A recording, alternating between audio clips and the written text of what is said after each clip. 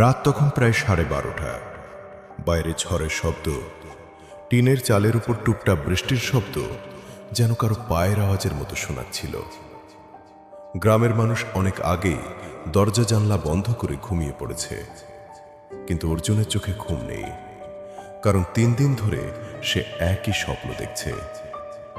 একটা পুরনো ভাঙা বাড়ি, একটা কালো দরজা, আর দরজার ওপাশ থেকে কেউ ফিস ফিস করে বলছে, অর্জুন ফিরে আয়। প্রথম দিন সে গুরুত্ব দেয়নি, দ্বিতীয় দিন ভয় পেয়েছিল, কিন্তু তৃতীয় দিন সে বুঝতে পারল এটা শুধু স্বপ্ন না। কারণ আজ সকালে ঘুম থেকে উঠে সে তার বিছানার পাশে কাদা মাখা পায়ের ছাপ দেখতে পেল, আর সেই পায়ের ছাপ গিয়ে শেষ হয়েছে তার ঘরের বন্ধ দরজার সামনে। অর্জুন ঢাকায় পড়াশোনা করত। কয়েক বছর পর সে নিজের গ্রাম শালবনে ফিরে আসে। গ্রামের মানুষ তাকে অনেক ভালোবাসত, কিন্তু ফিরে আসার পর থেকেই সে একটা অদ্ভুত ব্যাপার খেয়াল করে। গ্রামের সবাই সন্ধ্যার পর একটা নির্দিষ্ট রাস্তা এড়িয়ে চলে, কেউ সেখানে যায় না। একদিন চায়ের দোকানে বসে অর্জুন জিজ্ঞেস করল, ওই রাস্তা দিয়ে কেউ যায় না কেন? দোকানদার রহিম চাচা চুপ হয়ে গেলেন, তারপর আস্তে করে বললেন, ওই রাস্তার শেষে যে বাড়িটা আছে ওটা অভিশপ্ত। অর্জুন হেসে বলল, ভূতের গল্প? রহিম চাচা গম্ভীর গলায় বললেন, গল্প না, সত্যি। 15 বছর আগে ওই বাড়িতে এক পরিবার থাকত, বাবা, মা আর তাদের এক মেয়ে। এক রাতে পুরো পরিবার উধাও হয়ে যায়, শুধু মেয়েটার লাশ পাওয়া যায় পুকুরের পাশে। অর্জুন একটু চুপ করে থাকল। আর বাকিরা আজও পাওয়া যায়নি। তারপর রহিম চাচা অর্জুনের চোখের দিকে তাকিয়ে বললেন, যারা ওই বাড়িতে গেছে কেউ স্বাভাবিক হয়ে ফেরেনি। সেদিন রাতেই অর্জুন সিদ্ধান্ত নিল সে বাড়িটা দেখবে। বৃষ্টি তখনও থামেনি। হাতে টর্চ নিয়ে সে হাঁটতে শুরু করল। গ্রামের শেষ প্রান্তে পৌঁছাতেই বাতাস অদ্ভুত ঠান্ডা হয়ে গেল। চারপাশে কুকুরের ডাকার শব্দ থেমে গেল। মনে হচ্ছিল পুরো পৃথিবী নিস্তব্ধ।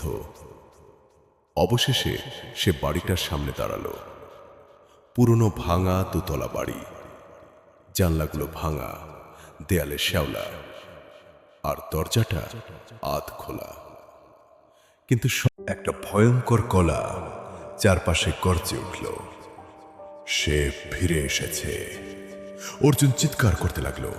মিনা হঠাৎ তার হাত ধরে বলল, নিচে যাও এখনই। গোপন কক্ষ। মিনার পেছনে পেছনে অর্জুন দৌড়াতে লাগলো। করিডোরের শেষ মাথায় একটা লুকানো দরজা ছিল। দরজাটা খুলতেই নিচে যাওয়ার সিঁড়ি দেখা গেল। নিচে নেমেই পচা গন্ধে অর্জুনের বমি আসতে লাগলো। সেখানে একটা বিশাল ঘর, দেয়ালে অদ্ভুত চিহ্ন আঁকা, মোমবাতি গলে পড়ে আছে, আর ঘরের মাঝখানে একটা কালো কূপ। কূপের ভেতর থেকে ফিস ফিস শব্দ আসছিল। অর্জুন টর্চ ফেলে নিচে তাকালো, আর সাথে সাথে তার শরীর ঠান্ডা হয়ে গেল। কূপের ভেতরে শত শত মানুষের মুখ, সবাই চোখ খুলে তার দিকে তাকিয়ে আছে। হঠাৎ সব মুখ একসাথে বলল, আমাদের সাথে থাকো। অর্জুন পিছিয়ে গেল। মিনা বলল, ওরা সবাই এখানে মারা গেছে। এই বাড়ি মানুষকে ডাকে। কেন? কারণ এটা ক্ষুধার্ত। হঠাৎ কূপের ভেতর থেকে একটা লম্বা কালো হাত বের হয়ে মিনাকে ধরে ফেলল। মিনা চিৎকার করে উঠল, অর্জুন দরজাটা বন্ধ করো। অর্জুন চারদিকে তাকালো। দেয়ালে একটা পুরনো বই রাখা ছিল। বইয়ের পাতাগুলোতে অদ্ভুত ভাষা লেখা, কিন্তু আশ্চর্যজনকভাবে সে বুঝতে পারছিল কি করতে হবে, কারণ তার বাবা এই কাজ আগেও করেছিল। অর্জুন বুঝল, এই অন্ধকারকে একবার ডাকা হলে কাউকে না কাউকে নিজের আত্মা দিতে হয়, তাহলেই দরজা বন্ধ হয়। মিনা কাঁদতে কাঁদতে বলল, তুমি পালিয়ে যাও। কিন্তু অর্জুন মাথা নাড়ল। সে ধীরে ধীরে কূপের সামনে গিয়ে দাঁড়ালো। চারপাশের অন্ধকার যেন হাসছিল। অর্জুন চোখ বন্ধ করে বলল, এবার আমি পালাবো না। হঠাৎ কূপের ভেতর থেকে শত হাত বের হয়ে তাকে টেনে ধরল। তার শরীর ধীরে ধীরে অন্ধকারে ডুবে যেতে লাগলো। শেষবার সে মিনার দিকে তাকালো। মেয়েটা কাঁদছিল, কিন্তু তার মুখে শান্তির হাসি ছিল। তারপর সবকিছু নিস্তব্ধ হয়ে গেল। কয়েক মাস পর গ্রামের মানুষ লক্ষ্য করল পুরনো বাড়িটা হঠাৎ ভেঙে পড়েছে।